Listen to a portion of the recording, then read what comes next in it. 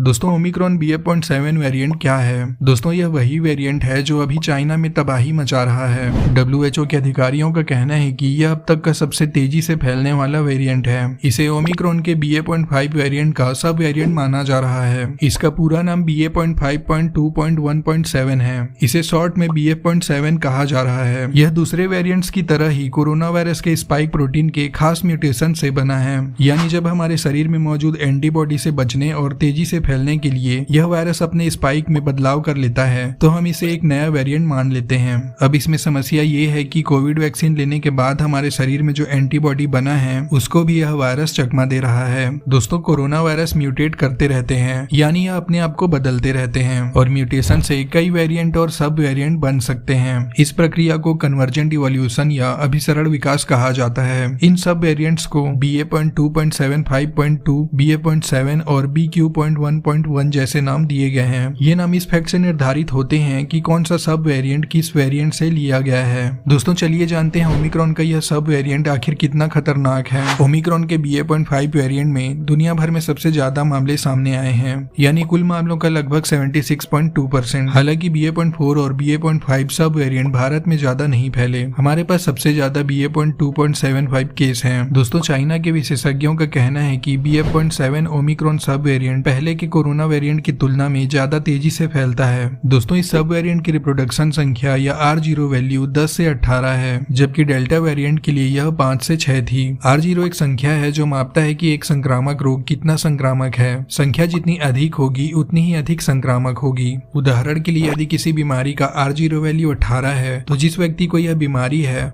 वह इसे 18 अन्य लोगों तक फैलाएगा। दोस्तों आइए जान लेते हैं इसके लक्षण क्या क्या हैं। ये लक्षण ओमिक्रॉन के अन्य सब वेरिएंट्स के जैसे ही हैं। एक संक्रमित व्यक्ति में बुखार, खांसी, गले में खराश, नाक बहना, थकान, उल्टी और दस्त के लक्षण दिखाई दे सकते हैं। यह सब वेरिएंट कमजोर इम्यून सिस्टम वाले लोगों में गंभीर बीमारी का कारण बन सकता है। अगर किसी को लंबे समय से बदन दर्द हो रहा है तो उसे कोविड टेस्ट करवाना चाहिए। इसके अलावा गले में खराश, थकान, कफ और नाक बहना भी इसके लक्षण हो सकते हैं। दोस्तों BA.7 की एंट्री भारत में हो चुकी है। ओमिक्रॉन के BA.1, BA.2 सब वेरिएंट्स इस साल के शुरुआत के लहर में पाए गए थे। बाद में BA.4 और BA.5 भी आए। हालांकि इन दोनों ने यूरोपीय देशों में ज्यादा तबाही मचाई। इसी तरह भारत में BA.7 के बहुत कम मामले देखे गए। इस वेरिएंट का एक मामला भारत में जुलाई में, 2 सितंबर में और 1 नवंबर में सामने आया था और यह वेरिएंट भारत में गुजरात और उड़ीसा में पाया गया है। चलिए जानते हैं यह वेरिएंट चाइना में इतना क्यों फैल गया। चाइना में BA.7 का गंभीर प्रभाव कम वैक्सीनेशन या लोगों के बीच कम इम्यूनिटी के कारण हो सकता है। इससे बचने के लिए जरूरी है कि आप फिजिकल डिस्टेंस यानी शारीरिक दूरी बना कर रखें, मास्क पहने, अगर आपने बूस्टर डोज नहीं लिया है तो उसे लगवाएं, भीड़ भाड़ वाली जगहों पर जाने से बचें, साफ सफाई का ध्यान रखें और सैनिटाइजर का उपयोग करें।